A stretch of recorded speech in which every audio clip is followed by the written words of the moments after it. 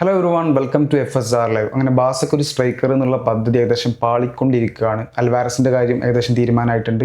Alvarez വരില്ല എന്നുള്ള കാര്യം തന്നെയാണ് നിലവിൽ അറിയുന്നത്. അതുപോലെ തന്നെ ലൗറ്റാറോ മാർട്ടിനസിനെ നോക്കുന്നുണ്ട് എന്നുള്ള കാര്യങ്ങളൊക്കെയാണല്ലോ മറ്റ് വരുന്നത്. പക്ഷേ ലൗറ്റാറോ മാർട്ടിനസ് ഇന്റർ മിലാൻ തന്നെ അറിയിച്ചിട്ടുണ്ട്. ലൗറ്റാറോ മാർട്ടിനസ് അവർക്ക് ആവശ്യമുള്ള പ്ലെയറാണ്, അതുപോലെ തന്നെ ഒരു ക്യാപ്റ്റനാണ്. അപ്പോൾ ലൗറ്റാറോ മാർട്ടിനസും വരില്ല, അതാണ് നമ്മൾ മനസ്സിലാക്കേണ്ടത്.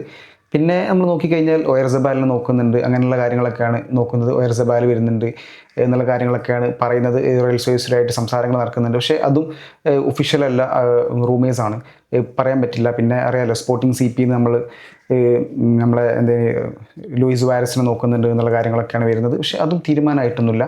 പക്ഷേ അത് 80 മില്യൺ യൂറോയുടെ ഒരു വലിയ എമൗണ്ടാണ് സ്പോർട്ടിംഗ് CP ചോദിക്കുന്നത്. അപ്പോൾ എന്താ പറയുക, അങ്ങനെയൊന്നും ബാസ് എടുക്കും തോന്നുന്നില്ല, അത് നടക്കും തോന്നുന്നില്ല. നമ്മൾ അൽവാരസിനെയാണ് നമ്മൾ ഒരുപാട് പ്രതീക്ഷിച്ചത്. അൽവാരസ് ഇന്നലെ അത്ലറ്റിക്കോ മാഡ്രിഡ് ഒഫീഷ്യലി പോസ്റ്റ് ഇട്ടിട്ടുണ്ട്. അൽവാരസിൻ്റെ പോലെ പുതിയ കിറ്റിൽ അൽവാരസ് നിൽക്കുന്ന ഒരു പിക്ചർ ഇട്ടിട്ടുണ്ടല്ലോ. ആ പിക്ചറിൽ തന്നെ നമുക്ക് മനസ്സിലാവുന്നത് അൽവാരസ് ഒട്ടും ഹാപ്പി അല്ല. സാധാരണ അൽവാരസ് ഭയങ്കര ഹാപ്പി ആയിട്ട് കാണുന്ന ഒരാളാണ്. സോ അൽവാരസ് ഭയങ്കര ഹാപ്പി അല്ലാത്തൊരു ഫീൽ ആ പിക്ചറിൽ തന്നെ നമുക്ക് മനസ്സിലാവുന്നുണ്ട്. ഈ പിക്ചർ കണ്ടാൽ നിങ്ങൾക്ക് മനസ്സിലാവും അല്ലേ? പിക്ചർ കണ്ടാൽ മനസ്സിലാവുന്നില്ല, അൽവാരസ് ഒട്ടും ഹാപ്പി അല്ല. പക്ഷേ എന്താ പറയുക, കോൺട്രാക്റ്റും മറ്റു കാര്യങ്ങളൊക്കെ കൊണ്ട് തന്നെ അവിടെ നിൽക്കേണ്ട ഒരു അവസ്ഥ, അതുകൊണ്ട് അൽവാരസ് അവിടെ നിൽക്കുകയാണ്. അത് നമ്മൾ മനസ്സിലാക്കുന്ന കാര്യത്തിൽ തന്നെ ഇനി ബാസ ഈ സീസണിലും അടുത്ത സീസണിലും ശ്രമിക്കും. അൽവാരസിനെ ബാസയിലോട്ട് എത്തിക്കാൻ ബാസ നന്നായിട്ട് ശ്രമിക്കും നമുക്ക് വിചാരിക്കാം. പിന്നെ നോക്കിക്കഴിഞ്ഞാൽ അൽവാരസ് വരില്ല എന്നുള്ള കാര്യം 99.9% ഉറപ്പിച്ചിട്ടുണ്ട്. അതുപോലെ തന്നെ ലൗറ്റാറോ മാർട്ടിനസും വരില്ല. നമുക്ക് എന്തായാലും ഒരു അർജന്റീന സ്ട്രൈക്കർ എന്നുള്ള പദ്ധതിയായിരുന്നു ഹാൻസി ഫ്ലിക്കിന് ഉണ്ടായതെന്ന് തോന്നുന്നു. ഒന്നെങ്കിൽ ലൗറ്റാറോ മാർട്ടിനസ് അല്ലെങ്കിൽ ഒന്നെങ്കിൽ അൽവാരസ് അല്ലെങ്കിൽ ലൗറ്റാറോ മാർട്ടിനസ്. അപ്പോൾ രണ്ടാളുടെ കാര്യത്തിലും തീരുമാനമായിട്ടും രണ്ടാളും വരില്ല എന്നുള്ള കാര്യമാണ് നിലവിൽ നമ്മൾ അറിയാൻ സാധിക്കുന്നത്. കാരണം മെസ്സിക്ക് ശേഷം അഗ്യൂറോ വന്നു. പക്ഷേ അഗ്യൂറോ പെട്ടെന്ന് തന്നെ സിറ്റിയിൽ വന്ന സമയത്ത് തന്നെ അഗ്യൂറോ ഒട്ടും എന്താ പറയുക, ഹൃദയഘാതമായ ചെറിയ പ്രശ്നങ്ങളൊക്കെ കൊണ്ട് അഗ്യൂറോക്ക് അധികം കളിക്കാൻ സാധിച്ചില്ല.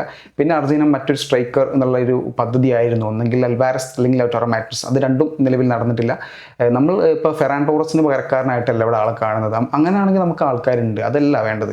നമുക്ക് ലെവൻഡോസ്കിക്ക് പകരക്കാരനായ ഒരു സ്ട്രൈക്കറാണ് സത്യത്തിൽ ബാഴ്സലോണക്ക് വേണ്ടതും ബാഴ്സലോണ ശ്രമിക്കുന്നതാണ്. പക്ഷെ അത് നിലവിൽ നമുക്ക് കണ്ടെത്താൻ സാധിച്ചില്ല.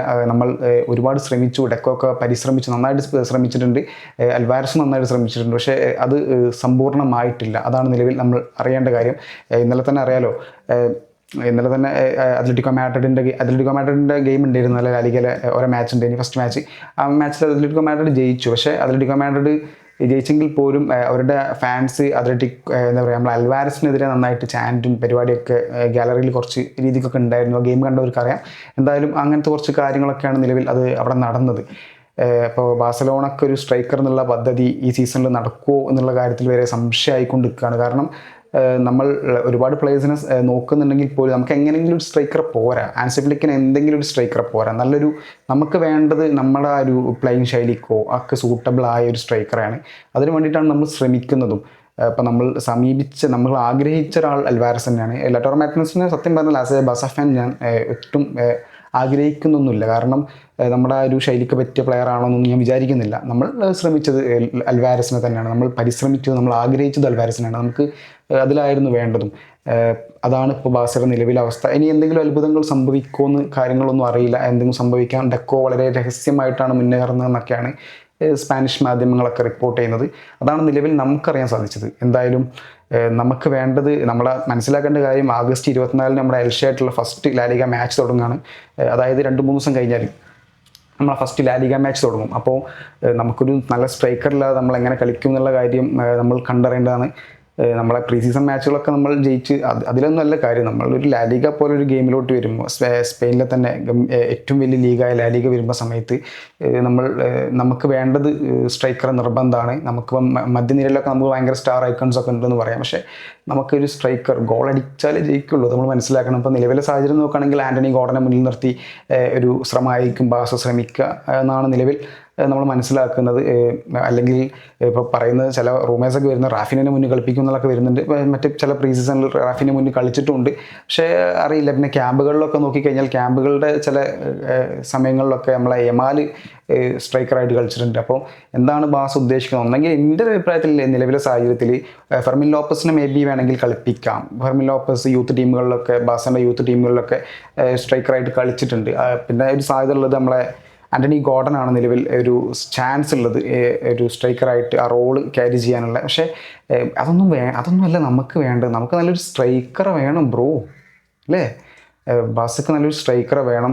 ഇപ്പോൾ ഏകദേശം എന്ത് സംഭവിക്കും എന്നുള്ള അൽവാരസ് ടു ബാഴ്സലോണ എന്നുള്ള കാര്യത്തിൽ സത്യം പറഞ്ഞാൽ നടക്കില്ല. അപ്പോൾ അതാണ് അതിൻ്റെ റിയാലിറ്റി. അത് നമ്മൾ മനസ്സിലാക്കണം. അത് സത്യസന്ധമായൊരവസ്ഥയാണ്. പിന്നെ ലൗട്ടാറോ മാർട്ടിനസും വരില്ല. ആ രണ്ട് കാര്യങ്ങൾ നമ്മൾ അംഗീകരിക്കണം. ഇൻ്റർ മിലാൻ ആയിട്ടുള്ള യാതൊരു കാര്യങ്ങളും അതിന് വേണ്ടിയിട്ട് നടന്നിട്ടുമില്ല. പിന്നെ ഹാൻസി ഫ്ലിക്കാണ് നമുക്കെന്തും എന്താ പറയുക അത്ഭുതങ്ങൾ കാണാം, നമ്മൾ കണ്ടിട്ടുമുണ്ട്. അതുകൊണ്ട് തന്നെ എന്താ പറയുക എന്തെങ്കിലും നടക്കുന്നുള്ള പ്രതീക്ഷകളുണ്ട്. എന്തായാലും എന്താണ് നിങ്ങളുടെ അഭിപ്രായം? ബാസക്ക് ഇനി എന്തെങ്കിലും ഒരു സ്ട്രൈക്കർ റോളിൽ മറ്റാരെങ്കിലും വരുമോ, അല്ലെങ്കിൽ മറ്റ് എന്തെങ്കിലും അത്ഭുതങ്ങൾ നടക്കാനുള്ള സാധ്യതകളുണ്ടോ? നിങ്ങളുടെ ഓരോരുത്തർ ഇപ്പോൾ നമ്മളിപ്പോൾ ഇമാജിനറി ആയിട്ട് സംസാരിക്കാമല്ലോ, നമുക്ക് ഇങ്ങനെ സംഭവിക്കാം എന്നുള്ള കാര്യങ്ങളൊക്കെ. എന്തായാലും ലാലിഗ 24-ന് തുടങ്ങും, ആഗസ്റ്റ് 24, അതായത് 2-3 ദിവസം കഴിഞ്ഞാൽ ലാലിഗ തുടങ്ങുമല്ലോ. എന്താണ് നിങ്ങളുടെ അഭിപ്രായം? ഇനിയിപ്പോൾ ഒരു സ്ട്രൈക്കർ ഇല്ലെങ്കിൽ അവിടെ കളിപ്പിക്കാൻ പറ്റിയ മറ്റ് താരങ്ങൾ ആരൊക്കെയാണ്? നിങ്ങളുടെ അഭിപ്രായങ്ങൾ കമൻറ്റ് ചെയ്യുക. എൻ്റെ അഭിപ്രായം ഇതാണ്, ബാസക്ക് നല്ലൊരു സ്ട്രൈക്കറെ വേണം, പറ്റുകയാണെങ്കിൽ നല്ലൊരു ഡിഫൻഡറും വേണം. അതും നമുക്ക് ആവശ്യമാണ്. നമുക്ക് വേണം, അതാണ് സത്യസന്ധമായ അവസ്ഥ. അപ്പോൾ ആദ്യമായിട്ട് കാണുന്ന ആൾക്കാരുണ്ടെങ്കിൽ സബ്സ്ക്രൈബ് ചെയ്യുക. Thanks for watching guys.